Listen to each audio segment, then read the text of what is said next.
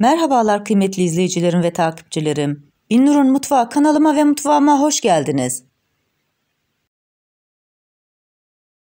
Bugün sizlere kaynar suyla hazırladığım 5 gün içerisinde tüketebileceğiniz çıtır çıtır yaz turşusu tarifim var.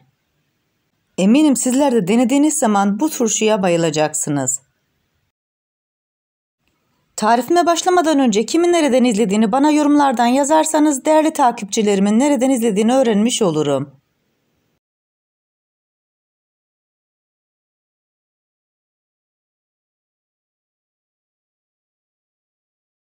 Sizleri daha fazla bekletmeden bu lezzetli turşunun tarifine geçiyorum. Herkese iyi seyirler.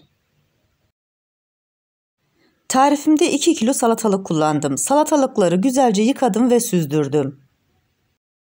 Salatalığın her iki ucunu da aldıktan sonra 1 santim aralıklarla doğruyorum. İsterseniz sizler bu aşamada salatalıklarınızı biraz daha büyük kesebilirsiniz. Turşu yapımında önemli olan birkaç tane püf noktası var. İlk olarak sebzelerimizin kesinlikle çürük olmaması gerekiyor. Hazırlamış olduğumuz sebzelerin herhangi bir yerinde çürük ya da yara izi olduğu zaman turşularınız çok çabuk bozulur.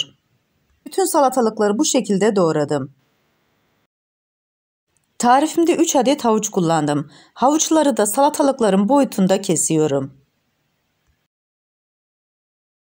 Bu arada tarifimi buraya kadar izleyip beğendiyseniz ve hala kanalıma abone değilseniz, abone olup beğeni ve yorumlarınızla beni desteklerseniz çok sevinirim.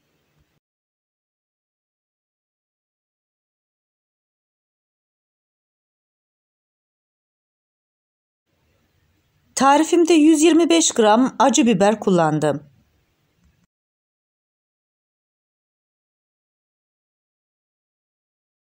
Biberlerin sap ve uç kısımlarını kesiyorum, 1 santim aralıklarla doğruyorum.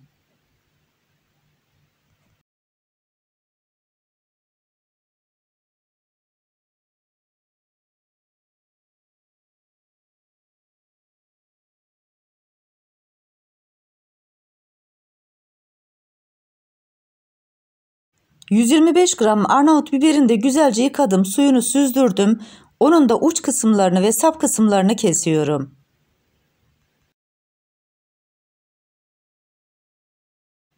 Arnavut biberini 2 parmak aralıklarla kesiyorum. Eğer sizler acı sevmiyorsanız biberleri kullanmak zorunda değilsiniz.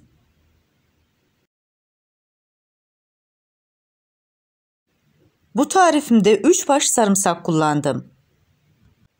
Sarımsakların kabuklarını güzelce soydum. Benim kullanmış olduğum sarımsakların dişleri biraz iri olduğu için 2-3 parçaya kesiyorum. Kullanmış olduğunuz sarımsakların dişleri eğer küçükse sizler kesmek zorunda değilsiniz.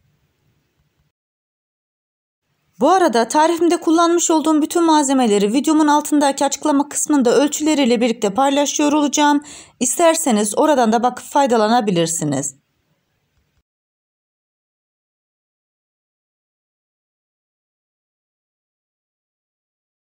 Turşuda kullanacağımız bütün malzemeleri güzelce doğradık. Daha sonra bütün sebzeleri elimle havalandırarak harmanlıyorum.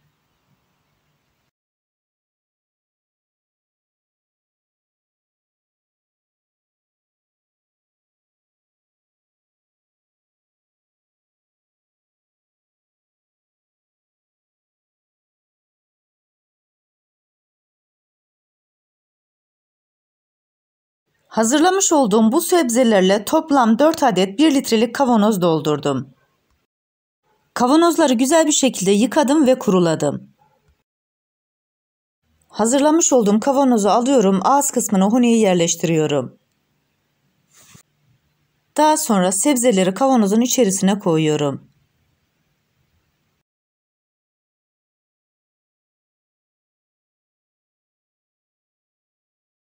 Kavanozları ağzına kadar sebzeyi doldurduktan sonra huniyi alıyorum ve şöyle bir sallayarak bütün sebzeleri sıkıştırıyorum. Kavanozlarımızın içerisine daha fazla sebze koymuş oluyoruz. Böyle yaptığımız zaman sıkıştırmış oluyoruz. Suyunu koyduğumuz zaman hiçbir sebze yukarıya çıkmıyor.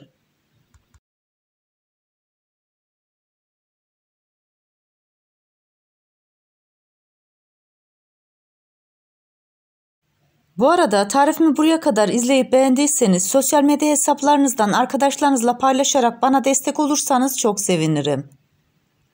Ayrıca kanalımda birbirinden güzel diğer tariflerim var. Onlara da göz atmayı sakın unutmayın.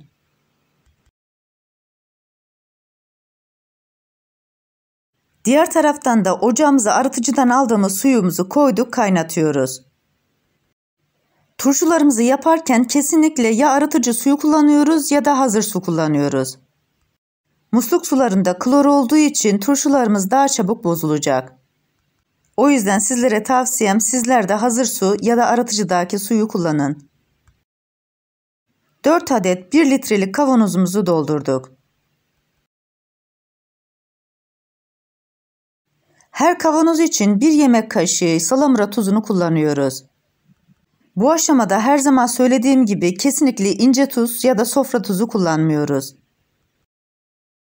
Her kavanoz için 1 çay kaşığı toz şekeri kullanıyorum. Toz şekeri turşularımızın asetini alıyor ve daha parlak olmasını sağlıyor. Her kavanoz için 1 çay kaşığı limon tuzu kullanıyoruz. Bu aşamada isterseniz birer dilim limon da kullanabilirsiniz.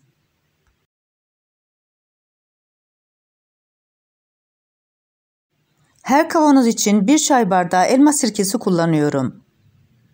İsterseniz bu aşamada üzüm sirkesi de kullanabilirsiniz.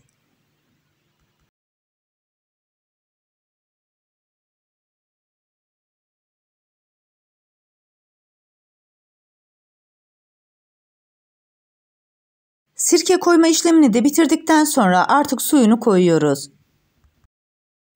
Kullandığımız suyun fokur fokur kaynıyor olması gerekiyor. Kavanozların ince kısmına kadar kaynar suyu dolduruyorum.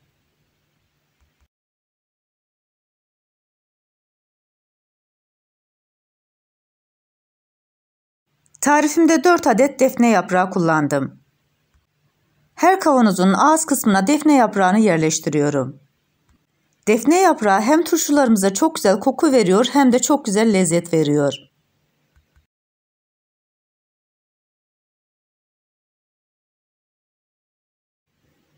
Daha önceden hiç kullanılmamış olan kavanoz kapağını alıyorum. 2 geri 1 ileri olacak şekilde sıkıca kapatıyorum. Kapatmış olduğum kavanozu çalkalıyorum ve bir kenara koyuyorum.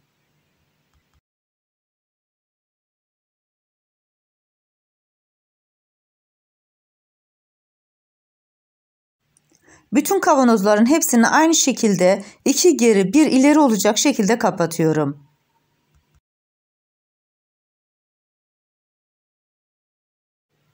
Daha sonra turşuların üzerini kapatıyorum.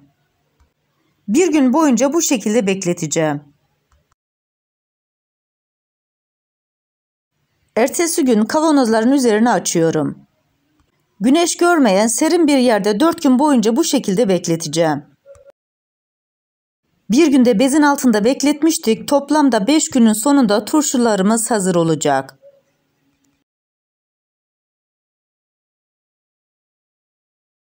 Beş gün oldu, turşularımız artık servise hazır. Tarifimdeki tüm püf noktaları detaylı bir şekilde sizlere anlatmaya çalıştım. Ancak yine de aklınıza takılan bir kısım olursa bana yorumlardan yazabilirsiniz. Oradan da elimden geldiğince sizlere dönmeye çalışıyorum. Sizlere bir de bu güzel turşunun iç dokusunu göstermek istiyorum.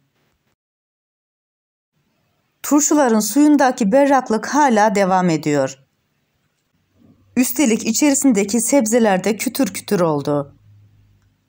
Bu güzel yaz turşusu tarifini yapıp deneyecek olan herkese şimdiden afiyet olsun. Bir tarifimizin daha sonuna geldik. Videomu izlediğiniz için teşekkür ederim.